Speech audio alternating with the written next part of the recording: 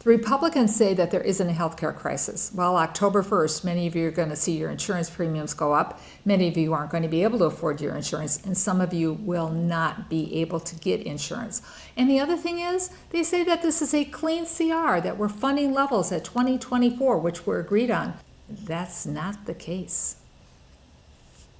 I just want to remind everybody that we're going to probably be in a shutdown in like maybe 10 hours or so.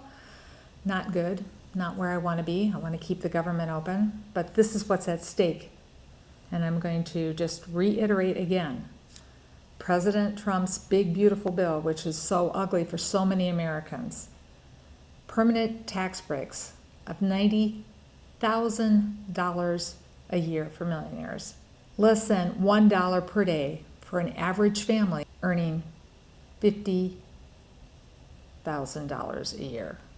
Pretty big discrepancy there, wouldn't you say? But the way that they paid for their tax cuts, because they didn't want to drive the deficit up more than they already were going to, was here in the 4th District, making sure that there were cuts to health care.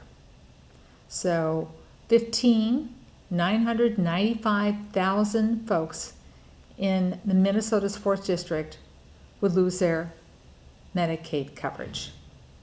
6,300 people will lose tax rebate that they're currently getting so that they can afford to buy insurance. 20,259 people will probably lose their insurance altogether. This is a health care crisis that was caused by President Trump's tax giveaway for millionaires and billionaires.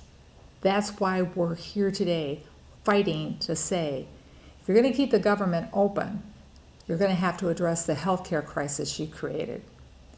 And then there's food assistance. There'll be many, many children going to bed hungry and many seniors on fixed incomes not eating nutritiously.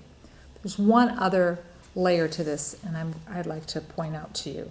After the president took office, we had Elon Musk come to town in Washington, D.C. and close departments and just cut federal employees and just whatever they wanted to do. And that was right after we had signed a continuing resolution saying that we would fund for the year 2025 at the same levels we funded 2024. In other words, the money on 2024 would be the base bill for 2025. It would be level.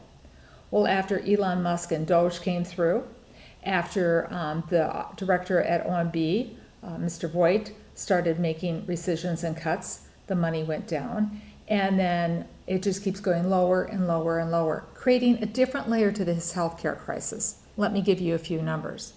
The NIH cut veterans' health care from 2024 to $280 million. And then DoD research was cut by half, which helps us in the private sector as well. Research at the universities was cut, including the University of Minnesota had grants cut. I could go on and on about different things, but the reason why I'm bringing this up is the cuts to the original 2024 bill to the 2025 CR, when they say that it's a clean CR and Democrats wanted this, well, I voted for the level funding between 2024 and 2025. But, as I pointed out, between Doge and the president and Congress saying he has a mandate to direct money and spending wherever he wants, things like the Department of Health, Human Services, Labor, I could go on and on, have all seen their funding decrease without Congress approving any of it. So, the CR that they say is clean, that I didn't vote for before because of the healthcare crisis, well, I also didn't vote for it because it would have been a rubber stamp to cut spending for important services you rely on.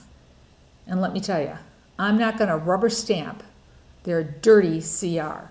So I'm here, I'm working, I'm ready to sit down at the table, and I'm ready to have an honest negotiation because you deserve a government that's open and working for you.